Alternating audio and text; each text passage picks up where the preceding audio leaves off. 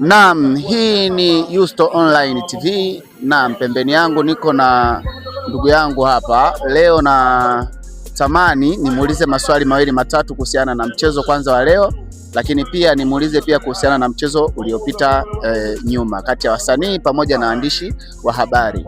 Mimi ni mtangazaji wako Supermodo kutoka Yusto Media. Naam, karibu kiongozi. Asante sana. Habari? Nzuri.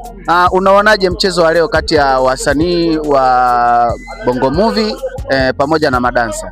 Huu mchezo bwana haueleweki, maana wanazidiwa hawa, wanazidiwa hawa, wanazidiwa hawa, wanazidiwa hawa. Tunaona kipindi cha kwanza kulikuwa na Bongo Movie walikuwa na goli, lakini wale wakasawazisha. Kipindi cha pili madansa wakaongoza wakasawazisha. Tena saizi wameongeza tena goli lingine. Kwa hiyo mpira unaenda unaelemea pande zote, huku na huku unaendelea.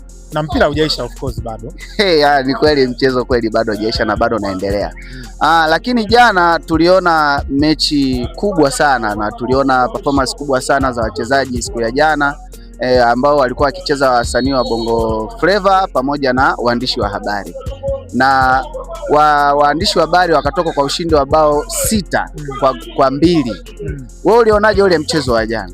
Mchezo wa jana ule sasa, ile ndio ilikuwa mechi. Yaani ukizungumzia mechi jana, ile ndio ilikuwa mechi, kwa sababu haiwezekani kipindi cha kwanza mnapata bao dakika za jioni kabisa, yani refa anapotaka kupuliza ndio watu mnapata goli. Ile ilikuwa mechi tafu, kwa sababu mistake iliyokuja kutokea mpaka wachezaji wa wasanii wakafungwa, yani wao tu ndio walitoana kwenye mchezo wao wenyewe, kwa sababu kama kiongozi, kama captain anahamasisha timu itoke nje, mwingine anasema rudi, mwingine anasema hiki, mwingine anasema hiki. Na ukiwa mchezaji, ukiwa kwenye pichi lazima uwe kimya. Ukiwa kimya utafanya performance nzuri.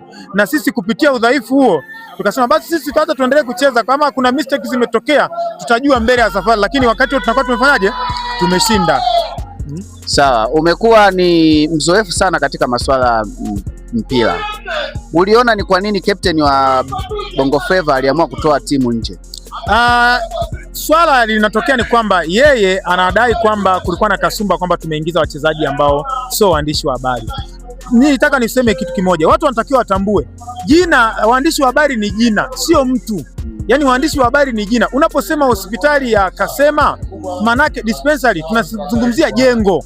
Hatuzungumzii kwamba mtu ambaye ataenda pale si kutibiwa sina nini, kwamba kuna jengo. Kwa hiyo tunaposema timu ya wasanii, kuna kesho Supermodo atakuwa ni mwandishi wa habari. Nikimsajili waandishi wa habari, huwezi kusema huyu ni msanii tayari yuko huku, tumeshamsajili huku, lakini jina linabaki ni Supermodo na timu inaitwa waandishi wa habari. Kwa hiyo mistake za kutoelewana na kutoelewa watu kufafanua mambo ndio ikapelekea kapteni kuanza kusema bwana iko hivi na hivi, na baadhi ya watu wakaja kumshauri kwamba bwana hapo unakosea.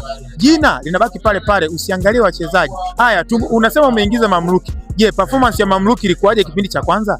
Si tumetoka tumefunga goli moja ambapo mlikuwa mna uwezo wa kusawazisha na kutuongeza.